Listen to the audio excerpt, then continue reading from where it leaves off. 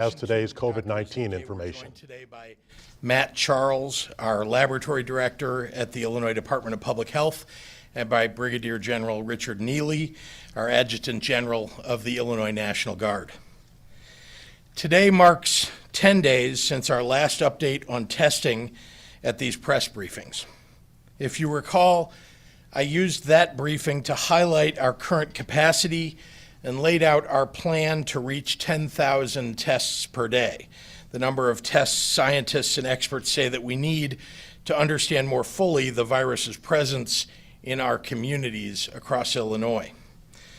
Folks, I promised you honesty and transparency in every step of our COVID-19 response, so here it is. We have only just recently surpassed 6,000 tests, and we will not reach the 10,000 mark this week.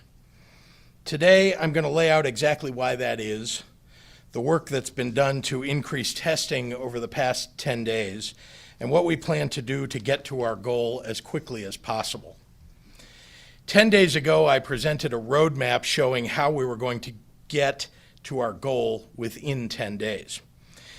The path that I laid out for you had as its key element the addition of new laboratory automation machines to add a multi-thousand unit daily increase to our state labs.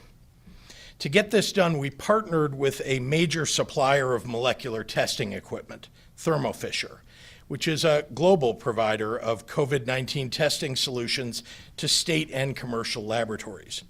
Thermo Fisher, like many companies, provides testing processes that are regulated by the FDA and are authorized under an emergency use authorization to provide COVID-19 testing to customers like the state of Illinois. So we acquired 5 high-volume RNA extractors from Thermo Fisher, each of which promised to run 200 tests per hour, and we distributed those 5 machines across our 3 state laboratories. Some quick math will tell you that these extractors could increase our testing output by thousands per day when running effectively. Over the past 10 days, working alongside experts from Thermo Fisher, we are still not getting the level of output that we want to see from these machines. More importantly, these tests are not producing valid results in a way that meets our exacting standards. I am as impatient as the rest of you are, wanting to increase testing, but I will not sacrifice accuracy for the sake of speed. These tests and the results they will provide are too important. We have to get this right. We're working around the clock alongside Thermo Fisher to accomplish our goal, but until these challenges are overcome, these machines will not be part of our testing capacity here in Illinois. 10 days ago, I said to you, every day we aren't hitting 10,000 tests or more is another day that we're not able to get the answers that help us get past the current crisis. So today I'm standing in front of you and saying we are not there yet. Folks, I want to be clear with all of you that we are choosing the best path, but not necessarily the easiest path. If we wanted to choose an easy but less effective path, we could increase testing capacity through private labs used by the federal government. The problem is those labs take 7 to 10 days to produce a result. People can end up on a ventilator before they ever get their testing result. That's just not a timeline that I want to bet on. When we produce accurate test results at our own state labs or at local hospitals, we get results within 2 days. No matter how much is beyond our control, the buck stops with me, and we are still not where we need to be on the testing front. So here's what we're going to do. Instead of solely relying on federally sanctioned labs to save us, we're charting our own path forward. I'm putting my faith in the scientists and technicians, the academics and innovators here in Illinois to expand our test results. Our state is nationally and globally competitive in just about every category of research, science, and technology. We've already relied upon those resources in our fight against COVID-19. Illinois was the first state in the nation to validate the original CDC COVID-19 test back in February. In the United States, only the CDC has been testing for COVID-19 longer than the state of Illinois. And teams at universities and research laboratories statewide are already working toward treatments, preventions, and cures. We've already led the way on state-level testing innovation in the United States, and we're going to do it again. Our researchers are working in an expedited fashion to get this additional new testing up and running as soon as possible and distributing it to other institutions beyond our state labs that have our same type of equipment to continue increasing capacity statewide. To ensure a steady stream of supplies, our in-state universities and local laboratories are creating our own raw materials instead of relying upon the global supply chain, which is, frankly, in disarray. Our institutions are developing and distributing their own viral transport medium, known as VTM, and the necessary reagent locally. Hospitals and labs in Illinois that are running low on VTM will be able to access these resources through their local emergency management agencies' resource request systems. We're now running 3 shifts at one of our state labs, with the other 2 moving to match their capacity soon. And more than 96 locations across the state are now collecting specimens. This capacity has brought us the increase that we have already achieved. Today, we surpassed 6,000 tests in a 24-hour period. We also need to talk about rapid tests. As I've told you, I spoke directly with the president and the CEO of Abbott Labs the night that they announced their portable 5-minute rapid test for COVID-19, and they expressed their genuine interest in taking care of their home state. And for that, I am very grateful. They dedicated the supplies to support more than 88,000 tests a month, or around 3,000 tests a day here in Illinois, and we've seen the documentation as to where the distributions of those items are headed. Unfortunately, it is our understanding now that the federal government redirected most of these early tests to private systems without our state input about where the tests would make the most impact. That said, we believe this new test capacity will begin to show up in our numbers as soon as these labs start to utilize their full capacity. Our teams in our state labs also received 15 Abbott ID Now machines from the federal government, for which we're very grateful. And those machines are being distributed to every state in the United States, 15 machines. This could be a huge help, but there's a catch. The federal government included only 120 total tests. That's 8 tests per machine for all of Illinois. But I assure you that we will leave no stone unturned to get the tests that we need to run those machines at full bore. I lay out these obstacles not to complain or to point fingers, but to be fully transparent with all of you as to the challenges that we face and how we are working to overcome them. It's on us.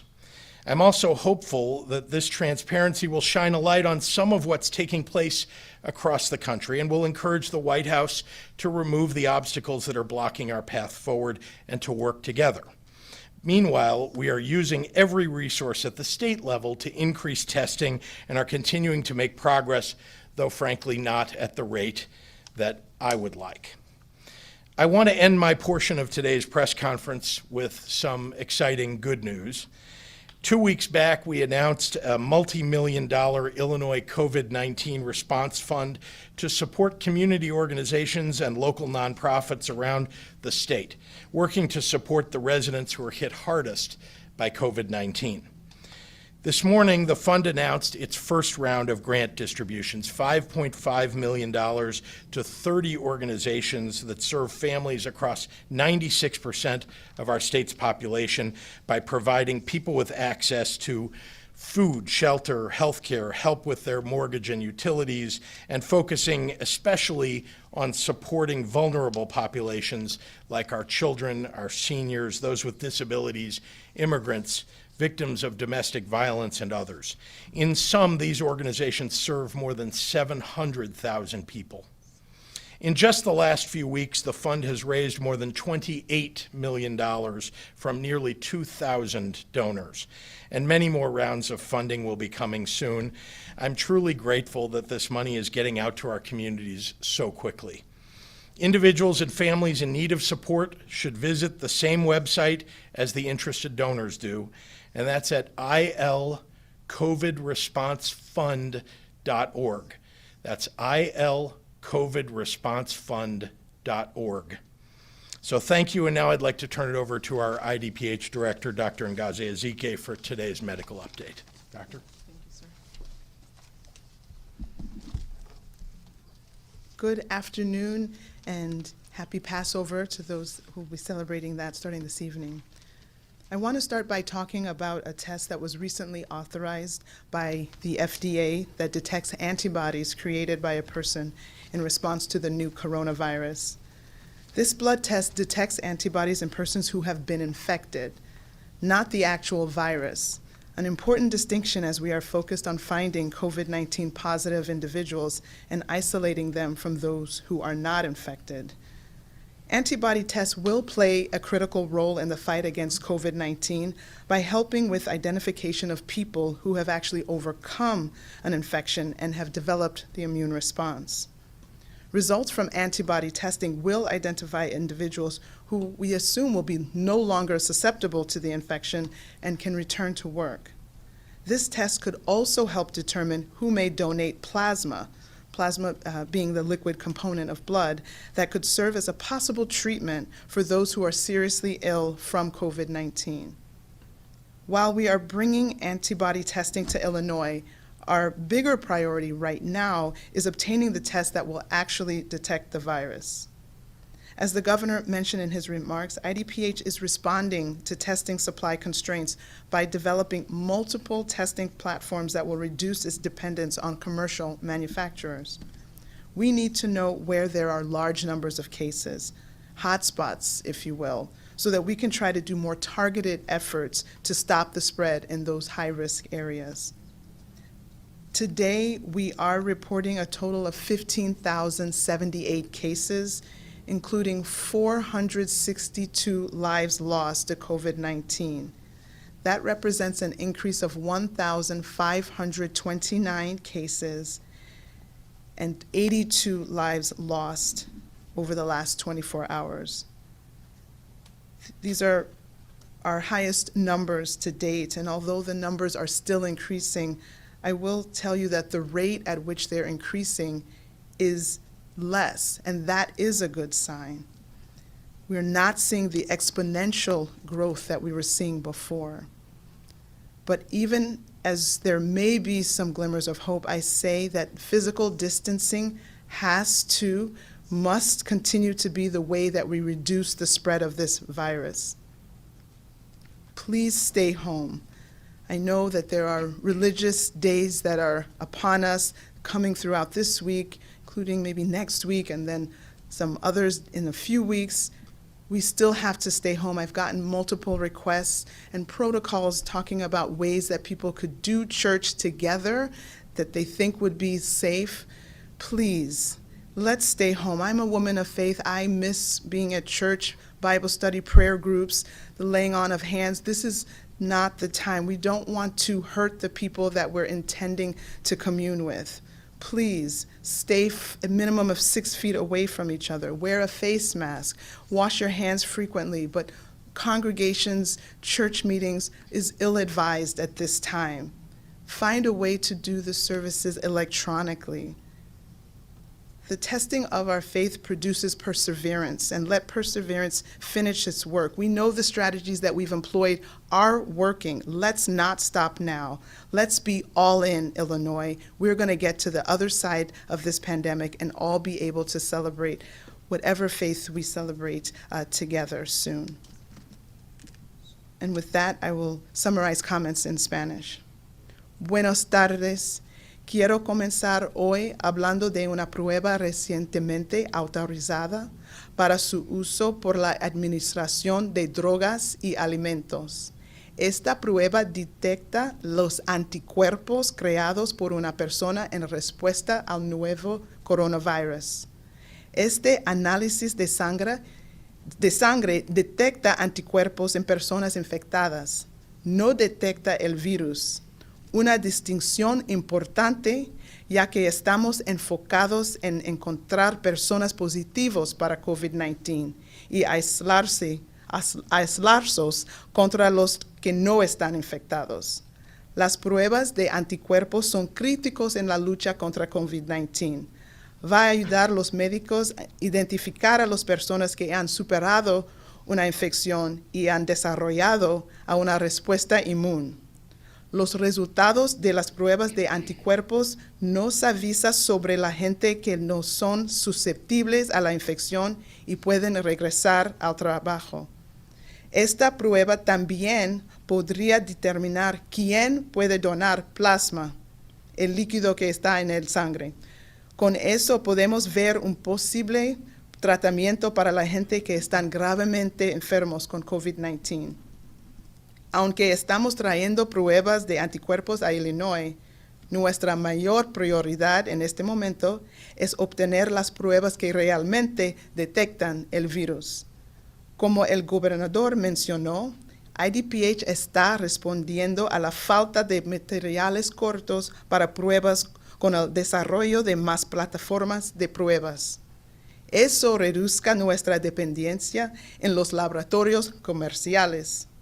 Es importante saber dónde hay un gran número de casos en Illinois para que podamos tratar de hacer esfuerzos más específicos para detener la transmisión.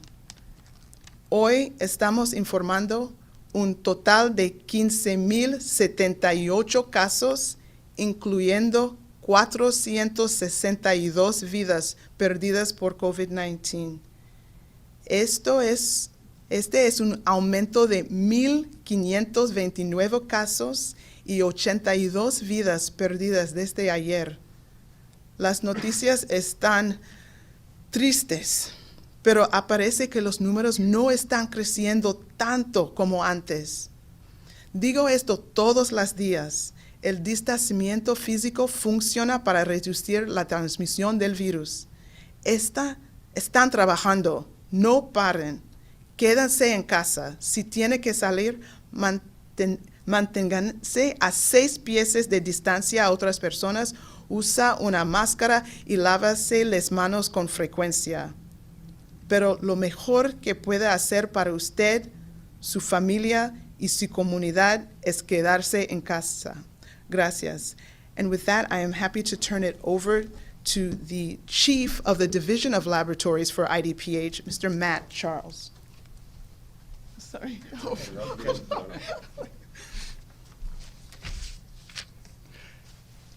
Good afternoon, and thank you, Governor Pritzker and Director Ezekiel.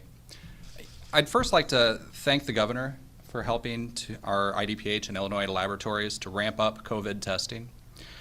Although the labs have done extraordinary work to source hard-to-find materials and look for creative solutions to supply chain issues. It's through everyone's hard work that we've been able to continue, despite the many challenges, to obtain laboratory supplies that are being seen nationally. As the Governor mentioned, IDPH has been working closely with our commercial and hospital laboratory partners to ramp up capacity within our state. IDPH has engaged hospital and commercial laboratories to assist with validation samples and advice for successfully operating COVID-19 tests.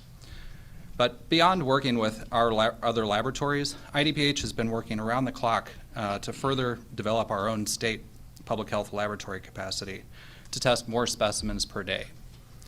Our public health labs have been working hard on test implementation, method improvement, and evaluation since the early phases of this pandemic. Our top scientists within IDPH continuously evaluate criteria such as sensitivity, accuracy, precision, to ensure we are delivering high-quality results as quickly as possible.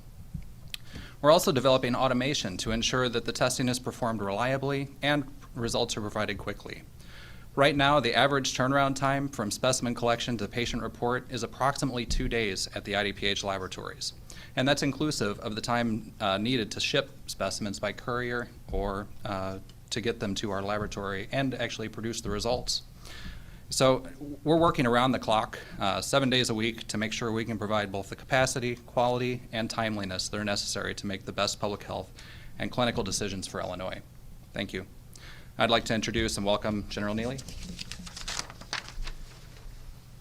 Thank you and good afternoon. Thank you again, Governor Pritzker, for the opportunity to join you today. And I'll tell you, it's incredible the amount of leadership that you've shown during these challenging times, and we really appreciate that. Dr. Ezike, every day coming up here with these difficult numbers, she's really shown strength, and it's refreshing to see the strength through her religion. And as a man of faith myself, I see the difficult times that we're having, and you know, during this Holy Week gives us an opportunity to look elsewhere for our strength and hopefulness in the future as we move forward through these challenging times. Today, the Illinois National Guard continues to play an important role as we support the doctors, the nurses, the medics on the front line of this response. Today, we have more than 575 guardsmen, both Air National Guard and Army National Guard, engaged across the state supporting the COVID-19 response. These efforts range from testing facilities at Harwood Heights and Bloomington, Illinois, along with augmentation of emergency operations centers around the state, within our counties and at the state level, the support of the Stateville Corrections Facility, as well as assisting in the build-out of the alternate care facility that is being established at McCormick Center. In that vein, today I'm happy to announce that the Illinois Air National Guard will have two C-130 cargo aircraft from the 182nd Airlift Wing in Peoria move 250 negative pressurized tents from Eugene, Oregon to Chicago this evening. This effort is truly a whole-of-government approach to ensure the very timely delivery of these negative pressurized tents in parallel with the build-out, the really expeditious build-out of the McCormick facility. This will be the first of 3 deliveries over the next few weeks as the Army Corps of Engineers and Walsh Construction complete the build-out of McCormick Center. With that, I'll turn this back over to Governor Pritzker for any questions. Thank you very much, General. Happy to take any questions from in the room and then online. Governor, there is some discussion today that the CDC is considering changing its guidelines for self-isolation, making it easier for those who have been exposed to return to work if they are asymptomatic. What is your take on that?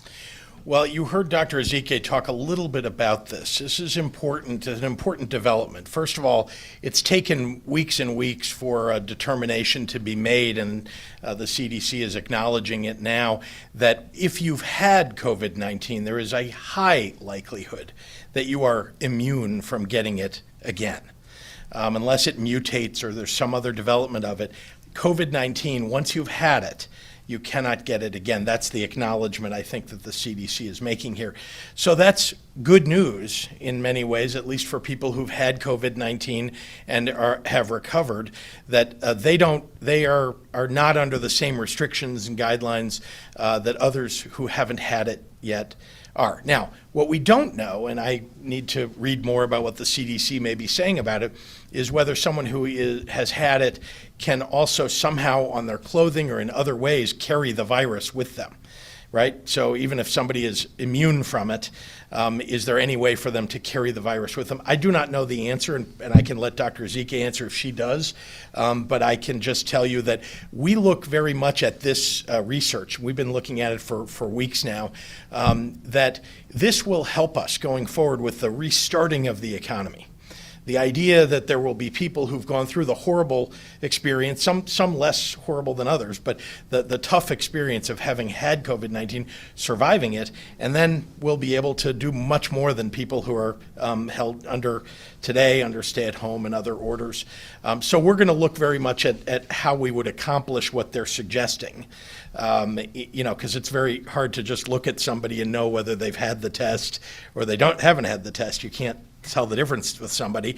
So how would we identify somebody who has had COVID-19 and recovered, rather, not the test, but had COVID-19 and recovered? It would only be if they had a test and some showing that they're immune. So Doctor, do you have anything to add to the? Yeah, I mean, again, I haven't been on email yet, so I know there's updates frequently, but in terms of immunity, I have had discussions with Dr. Jay Butler, the Deputy Chief for Infectious Disease, and I have had this conversation in terms of, if you have somebody who we think has had the disease, we're assuming that they have developed antibodies, that they now have immunity, doesn't that then mean that they would be immune? And we think, and so there were some still, studies going on. Again, I have to remind everyone over and over that when we call this the novel coronavirus, it's because although we've seen many coronaviruses before, it's not sharing all the same properties of SARS. It's not sharing all the same properties of the coronavirus that we associate with the common cold. And so some of the assumptions that we make, thinking, oh, this was like SARS, have not borne out. So trying to assume things based on what we have learned in the past from similar viruses is appropriate, but as we get more information, that can change. And so I'm happy to look at the guidance and speak to that more going forward. But we are excited about antibody tests that could tell us. In terms of transmitting the virus, we still know, we've always said that, clean, frequently touched surfaces. So there absolutely is still the risk of someone, even if they were personally immune, of them touching the virus, transferring it to another surface where somebody could pick up. So the donning of gloves would absolutely still be necessary, but I will look into the actual guidance and see if there's more to add. Thank you. Could you also a little more elaborate on the Abbott rapid tests? The feds, you said that they sent them to private systems without state input. Do we assume that that's hospital? Where did they go?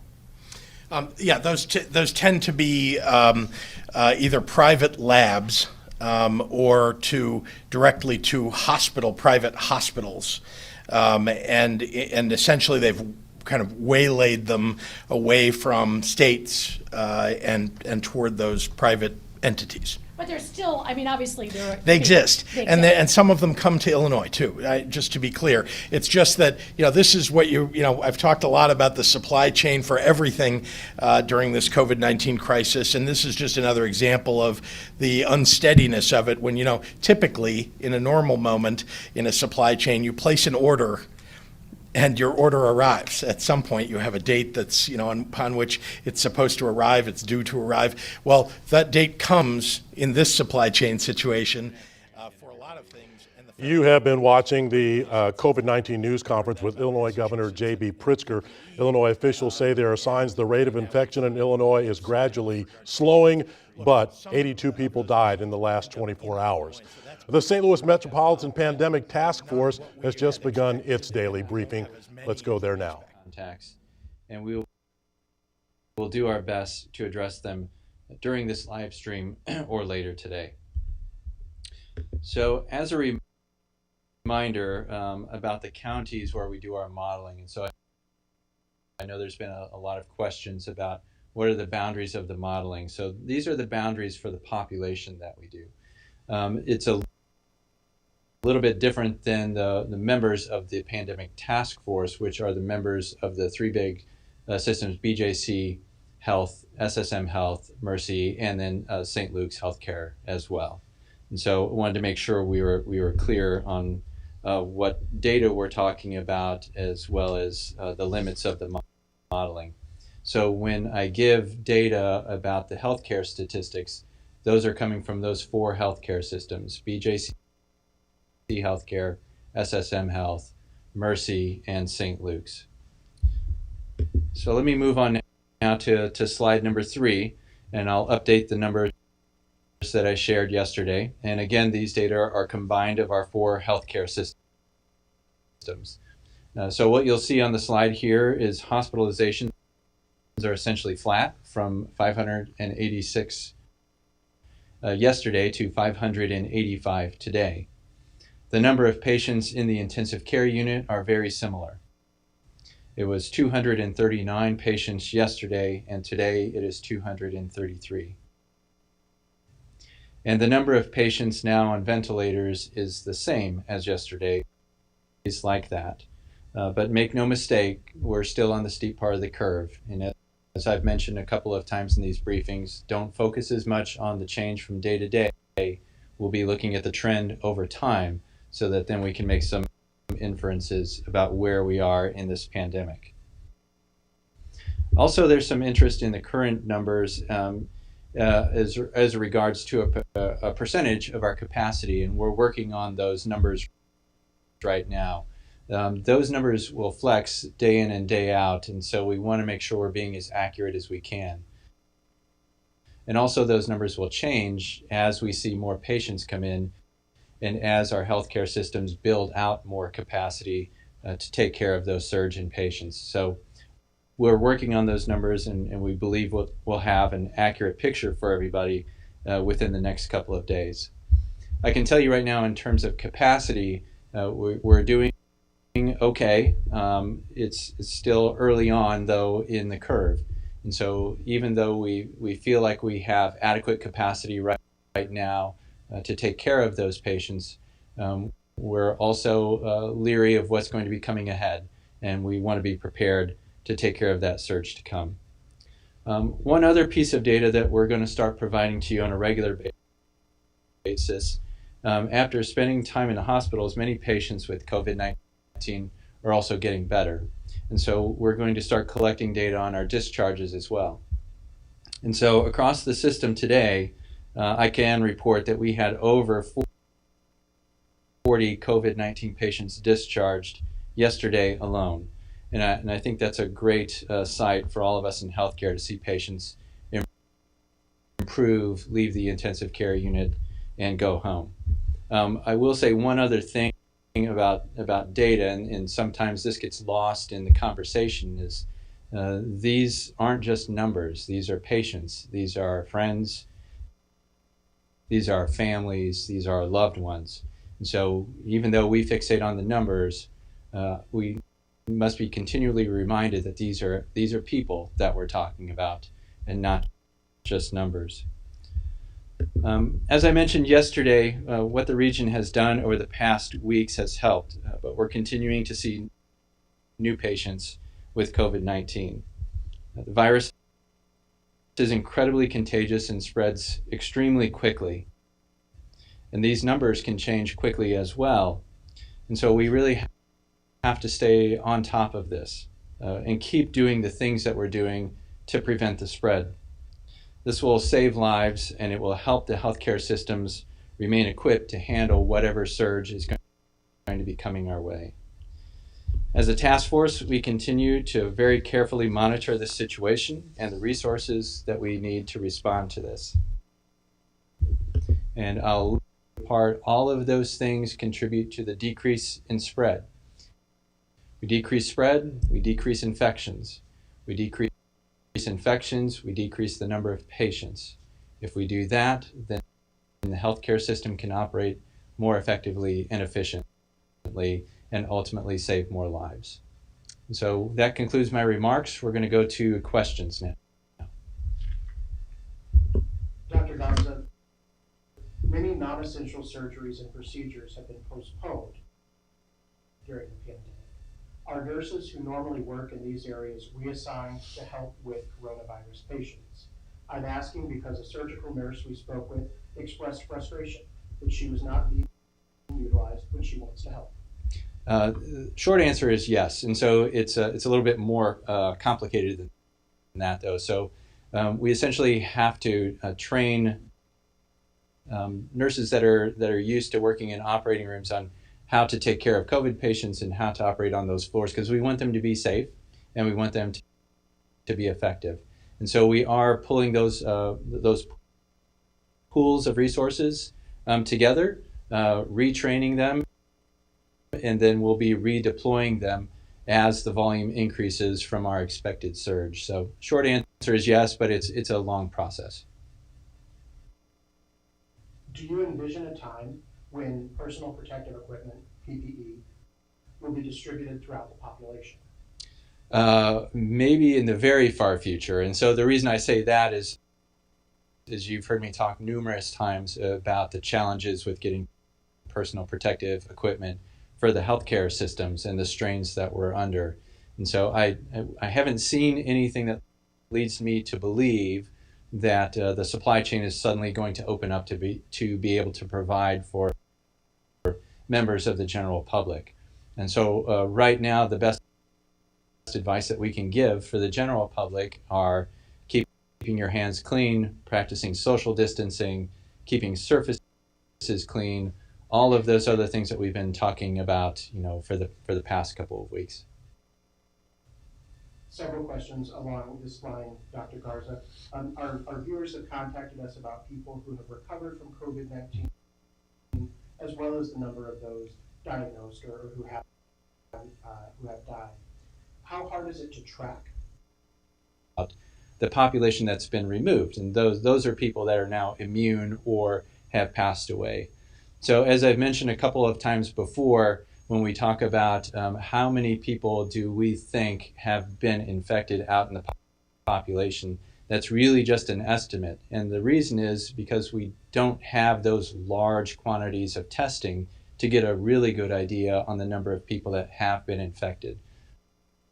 So the best thing that we can do is go by some of these modeling numbers. We'll never know with absolute precision about who is immune in the population. Now, we are working through some discussions and doing some lab work on doing testing to see if we can identify those people that are immune in the population. Those are called serology tests. And basically what they do is they measure for antibodies for the coronavirus, for this particular coronavirus in the blood. And so there's ongoing work to see if we can do sampling for that, and that might give us a better approximation on immunity in the population. CDC, Centers for Disease Control and Prevention, has issued guidance recommending that people wear cloth masks when they go to grocery stores or other essential locations, but where social distancing can be hard. Do you concur with those recommendations, or what guidance would you offer to the public? Right. So a lot of questions come up about cloth masks. And so one of the things that that when the CDC guidance comes out, it says in those places where social distancing is a challenge and you can't practice those other personal protective measures. And so if you think about where places are where there is a higher concentration of people that come together. And of course, that increases the probability that there's going to be spread of virus. So that's why we close schools, and that's why we don't allow large gatherings, because we don't want a cluster of people, because that increases the possibility that the virus will spread. So of the things out in the community then, if you can think about where are the places where people go, where they have to go, well, people have to go to the grocery store. People have to get food. And so those are areas where there is a potential for a higher possibility of virus being spread. And so if you think about it that way, it is very prudent then for people that are visiting those locations to take extra precautions. And that includes wearing techniques so that we can decrease spread. And that would include the cloth masks. Dr. Garza, is there information locally that supports the trend emerging?